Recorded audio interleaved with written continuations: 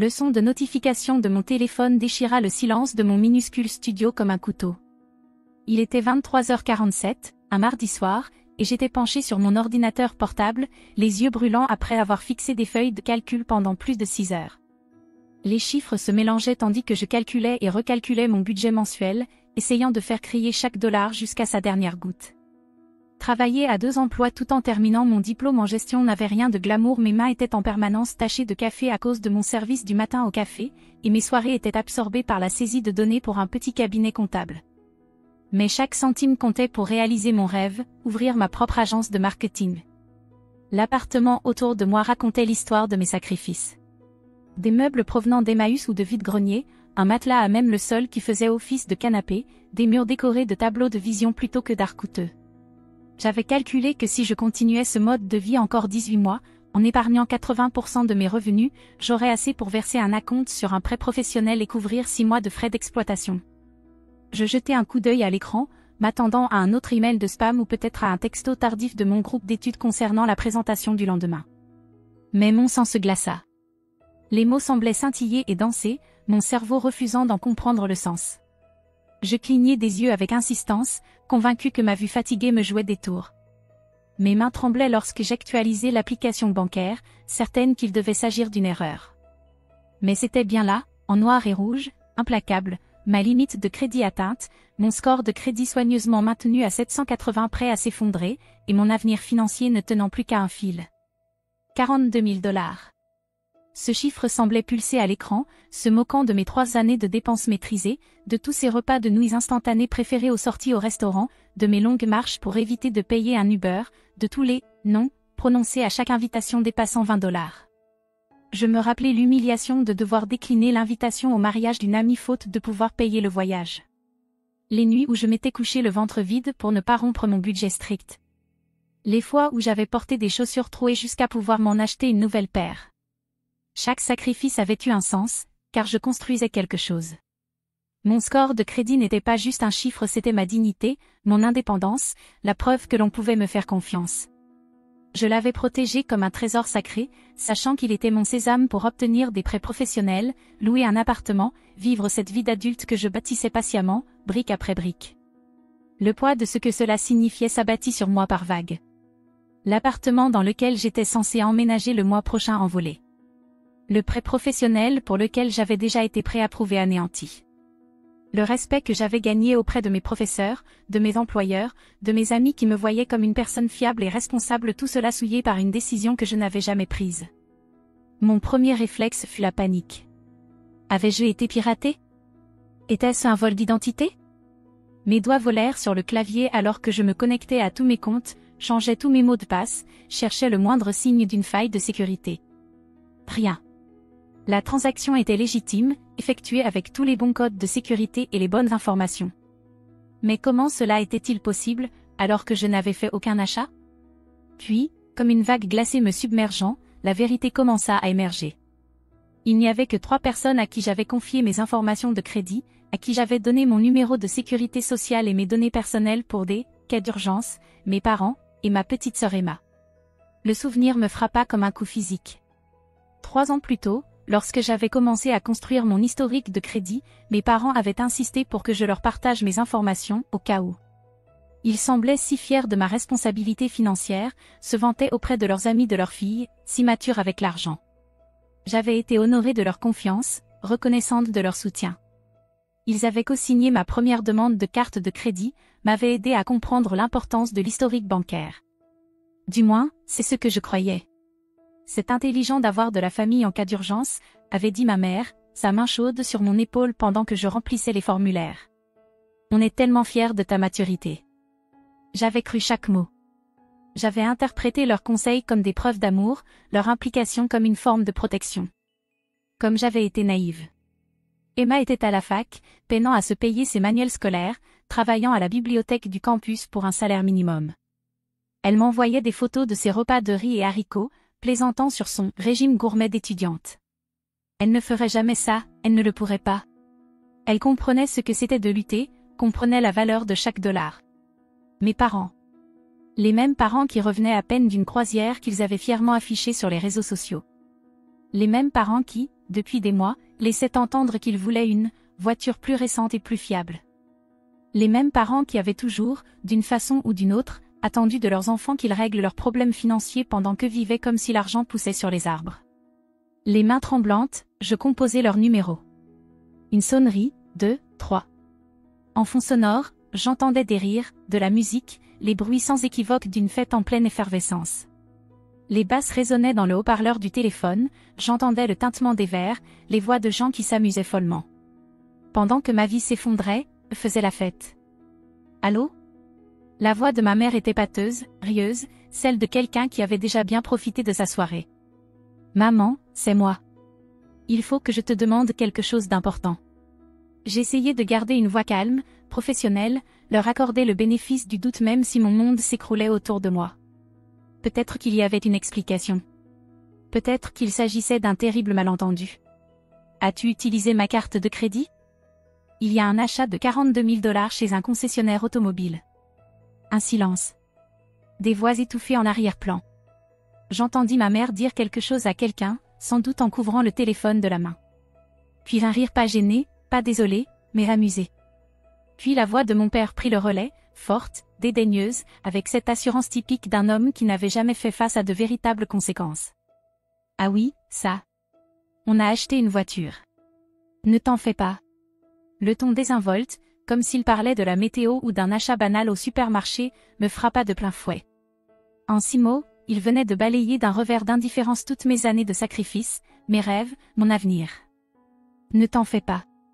Comme si une ruine financière était un simple détail dont je n'avais qu'à choisir de ne pas me préoccuper. Ne t'en fais pas? Papa, c'est toute ma limite de crédit. Tu n'as pas demandé la permission. Tu ne m'as même pas prévenu. Ma voix montait malgré mes efforts pour rester calme. Tu te rends compte que ça peut ruiner mon score de crédit, anéantir mes projets professionnels, compromettre mon dossier pour l'appartement. Écoute, ma grande, m'interrompit-il, et je pouvais presque entendre ses yeux rouler, ce ton condescendant qu'il utilisait quand il me trouvait trop dramatique. On avait besoin d'une voiture, tu avais un bon crédit, et on savait que tu allais juste t'inquiéter pour rien. Ce n'est pas si grave. Pas si grave. Mes poings se serrèrent. 3 ans de sacrifice pas si grave. Mon avenir méticuleusement planifié pas si grave. La confiance que je leur avais donnée pas si grave. Pas si grave? Ma voix se brisa, et je détestais à quel point je semblais jeune et blessée. Vous venez de tout ruiner. Mon score de crédit, mes plans d'entreprise, ma demande d'appartement qui doit être déposée la semaine prochaine, tout ce pourquoi j'ai travaillé. Le bruit de fond s'amplifia, quelqu'un avait monté la musique, et j'entendais des cris de joie. Je pouvais imaginer la scène, mes parents chez des amis, un verre à la main, entourés de gens qui ne sauraient jamais et ne se soucieraient probablement pas de la fille dont ils venaient de détruire la vie par pure commodité. J'entendais ma mère rire à une blague lancée par quelqu'un, totalement inconsciente de la conversation qui, à cet instant précis, détruisait ma vie. Le son de son rire, alors que je m'effondrais, était comme du sel sur une plaie béante. Écoute, dit mon père, sa voix désormais agacée, comme si j'étais la déraisonnable dans cette histoire, c'est censé être une soirée agréable.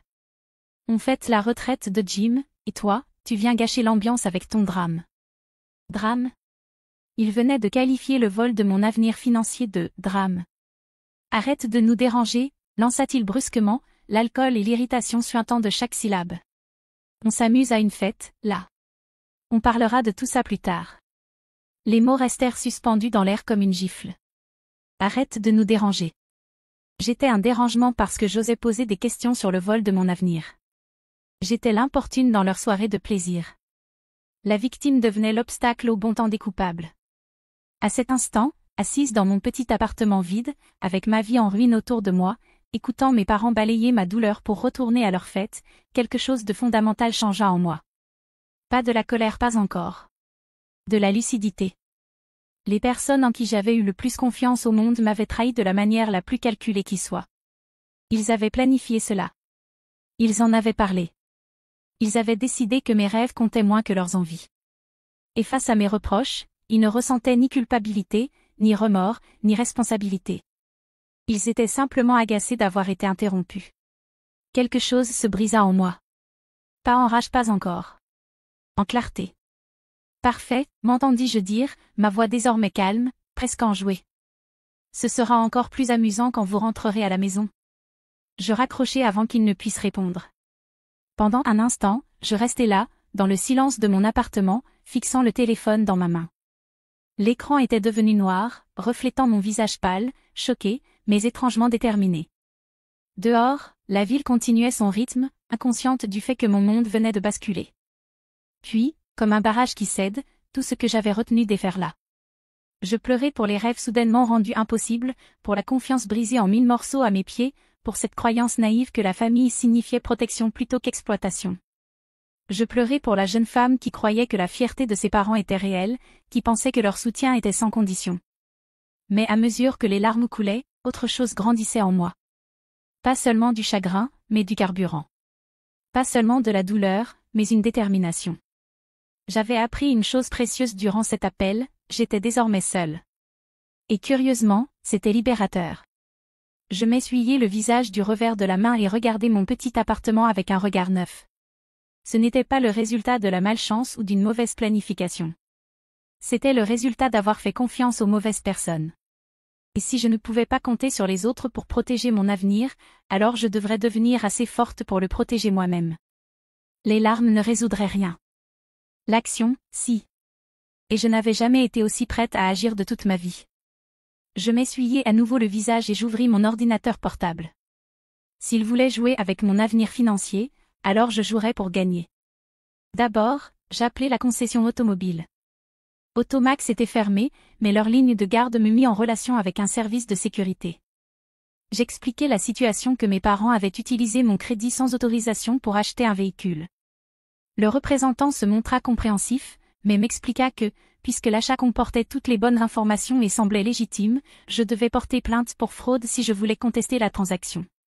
Fraude. Le mot avait un goût amer, mais il était juste. Ensuite, j'appelai les 3 principales agences de crédit et plaçai des alertes de fraude sur mes comptes. Puis je contactai ma société de cartes de crédit et expliquai la situation. Ils gelèrent immédiatement mon compte et lancèrent le processus de litige, tout en me prévenant que cela pourrait prendre entre 60 et 90 jours pour être résolu. Alors que je travaillais toute la nuit à protéger méthodiquement ce qu'il restait de ma vie financière, je compris une chose que mes parents, eux, ignoraient visiblement: chaque action a des conséquences, et ces conséquences ne s'arrêtent pas pour une fête. Je fis des recherches sur les droits des locataires et découvris que ma demande de bail pourrait être retardée en raison du litige de crédit. J'appelai le bureau du propriétaire et laissai un message détaillé expliquant la situation, en y joignant les documents liés à la plainte pour fraude.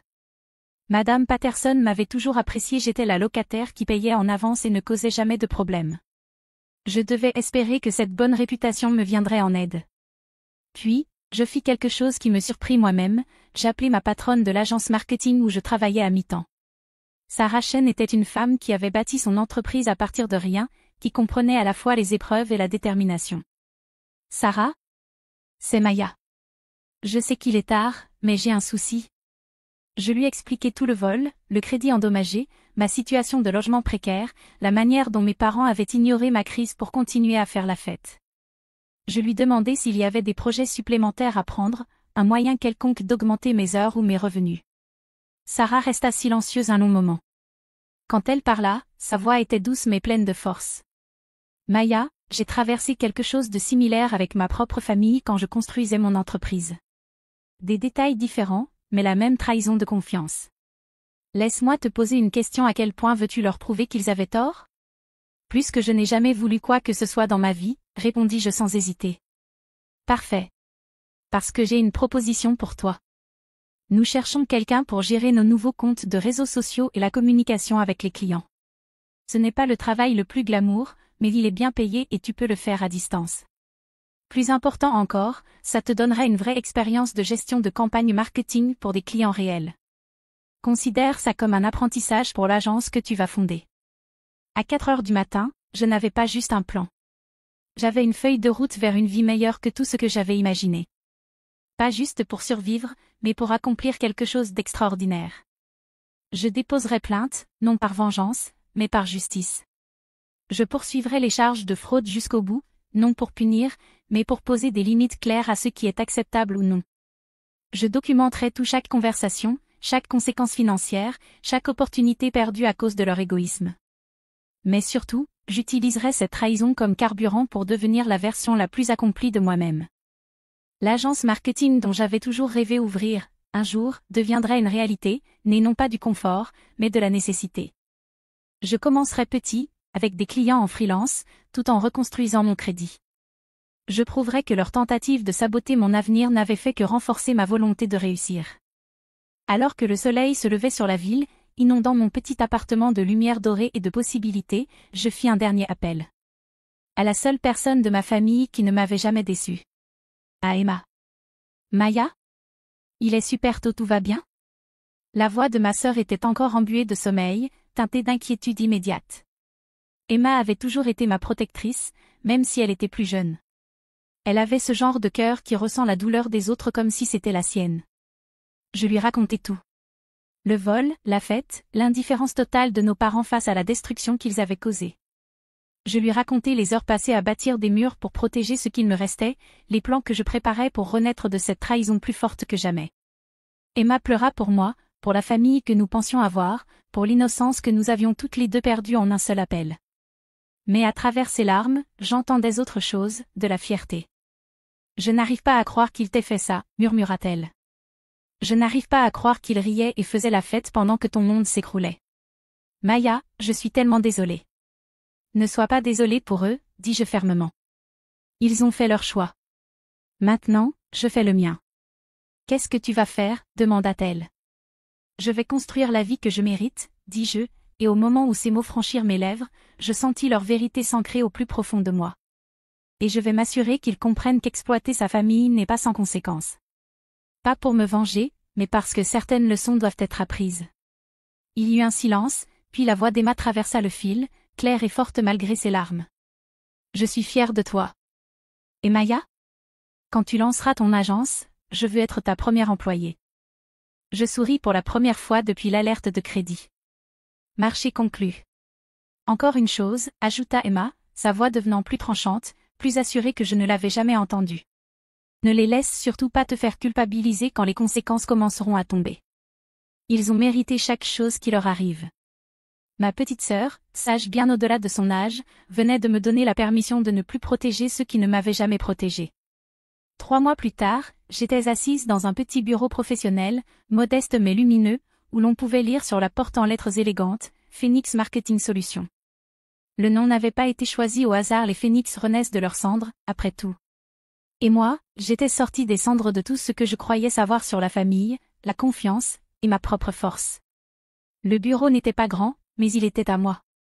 Chaque meuble avait été choisi avec soin, chaque décoration gagnée à la sueur de mon front.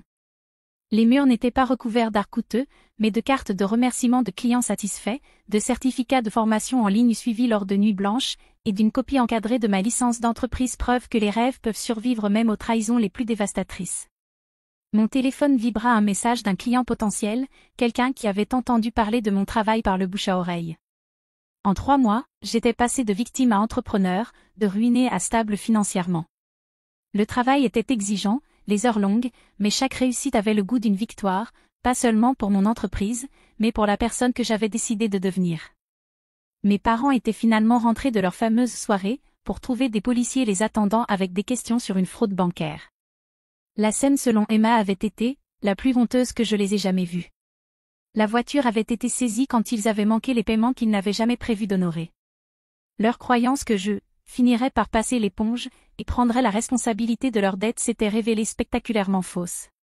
Leur cercle d'amis avait été témoin de leur arrestation. Leur réputation dans leur petite communauté s'était effondrée, tout comme ils avaient essayé de ruiner la mienne. Mais la véritable victoire ne résidait pas dans leur chute, elle se trouvait dans ma propre ascension. Les procédures juridiques étaient toujours en cours, mais j'avais déjà gagné la bataille qui comptait le plus. Pas par vengeance, mais par résilience. Leur tentative de voler mon avenir m'avait au contraire libéré de l'obligation de les inclure dans celui-ci. J'avais appris qu'il y a parfois des cadeaux déguisés, le plus grand que quelqu'un puisse vous faire, c'est de vous montrer clairement qui il est. Et ce cadeau, je l'avais reçu haut et fort. Emma avait demandé un transfert vers une université plus proche de mon nouveau bureau. Elle travaillait à temps partiel tout en terminant ses études. Fidèle à sa promesse, elle était devenue ma première employée officielle, apportant avec elle cette loyauté et cette éthique de travail qui l'avaient toujours rendue si unique. Elle était tout ce que nos parents n'avaient jamais été, fiable, présente, réellement fière de mon succès plutôt qu'envieuse. Un soir, alors que nous fermions le bureau ensemble, elle me demanda. Tu le regrettes parfois? Avoir engagé des poursuites, je veux dire. Avoir rendu tout ça si public. Je pris le temps de réfléchir à la question. Je regrette que ça ait été nécessaire, répondis-je enfin. Mais je ne regrette pas de m'être protégée. Et je ne regrette pas d'avoir envoyé le message que chaque action a des conséquences, surtout quand cela vient de la famille. Ce soir-là, assise dans mon bureau, en train d'examiner des contrats de 3 nouveaux clients et de planifier une expansion qui me permettrait d'embaucher 2 personnes supplémentaires, je repensais à cette nuit où mon monde s'était effondré en un seul coup de fil. J'avais dit à mon père que ce serait encore plus amusant quand il rentrerait, pensant prononcer une menace mêlée de douleur et de colère. Je n'avais pas réalisé que je venais de me faire une promesse à moi-même. Le vrai amusement commençait, mais cette fois, c'était ma fête, mes règles, mon avenir que je célébrais. Je pensais à cette fille, assise dans son studio exigu, entourée de meubles de seconde main et de rêves qui semblaient inaccessibles. Elle avait tellement peur de décevoir les autres, tellement besoin d'être approuvée, prête à s'oublier pour le confort des autres. Cette fille avait disparu, remplacée par une femme qui savait que la seule approbation qui comptait vraiment était la sienne. Mon téléphone sonna. Je regardai l'identifiant. C'était un numéro inconnu, mais je répondis tout de même. Les clients potentiels appellent à toute heure, et j'avais appris à toujours rester disponible quand une opportunité frappe à la porte. Phoenix Marketing Solutions, Maya à l'appareil. Maya? La voix était hésitante, plus âgée. C'est ton père. Je me renversai dans mon fauteuil, regardant les lumières de la ville à travers la fenêtre. 6 mois plus tôt, cet appel m'aurait submergé de culpabilité et de doute. Aujourd'hui, je ne ressentais qu'une curiosité calme. Bonjour, dis-je, d'un ton neutre. Il s'éclaircit la gorge. Je voulais te parler. De ce qui s'est passé. De la voiture, des affaires juridiques, de tout.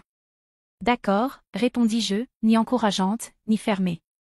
Ta mère et moi, on n'avait pas compris à quel point c'était grave pour toi. On pensait que tu exagérais, mais maintenant. Sa voix s'éteignit. Maintenant qu'ils avaient fait face à de vraies conséquences, ils comprenaient. Maintenant que leurs amis savaient, ils se souciaient de l'impact. Maintenant que leur petite vie confortable avait été perturbée, ils voulaient faire amende honorable. Je t'écoute, dis-je. On veut t'arranger ça. Te rembourser, t'aider à réparer ton crédit, peut-être même à développer ton entreprise. Papa, l'interrompis-je doucement, mon crédit va très bien maintenant. Mon entreprise est florissante. Je n'ai plus besoin de votre aide. Le silence s'étira entre nous, chargé de tout ce qui n'était pas dit. Je n'étais plus en colère, la colère demande de l'énergie, et j'étais trop occupée à construire quelque chose de beau pour en gaspiller sur le passé. Je suis fière de ce que tu as accompli, dit-il enfin, et pour la première fois de toute la conversation, sa voix semblait sincère. Je sais que je n'ai pas le droit de l'être, mais je le suis. Merci, répondis-je, et je le pensais. Mais papa? La prochaine fois que tu fais la fête et que quelqu'un te contacte avec une urgence, écoute-le. Parce que, oui, ce sera peut-être vraiment plus amusant en rentrant si tu gères les choses correctement dès le départ. Je raccrochai doucement. Pas avec colère, mais avec un sentiment d'achèvement. Certains chapitres ne se terminent pas avec des explosions, mais avec le léger clic d'une porte qu'on ferme sur ce qui ne nous sert plus. Et personne ne pourrait jamais me reprendre cela. Parfois, le plus grand cadeau que quelqu'un peut vous faire, c'est de vous montrer exactement qui il est. Mes parents m'avaient offert ce cadeau lors d'une fête, entourée de musique et de rire, pensant être malins pendant que j'étais naïve. Ils s'étaient trompés sur presque tout. Mais ils avaient eu raison sur une chose. C'était effectivement plus amusant quand ils sont rentrés à la maison. Juste, pas comme ils l'avaient imaginé. La différence, c'est que j'avais appris à créer mon propre plaisir, à bâtir mon avenir, à faire confiance à mon propre jugement. Et ça, je le compris en éteignant les lumières de mon bureau et en rentrant chez moi, dans mon nouvel appartement, celui pour lequel j'avais été approuvée grâce à mon crédit reconstruit et mes revenus stables. C'était la plus grande des victoires. Ils s'étaient trompés sur presque tout. Mais ils avaient eu raison sur une chose. C'était vraiment plus amusant quand ils sont rentrés chez eux. Juste, pas de la façon dont ils l'espéraient.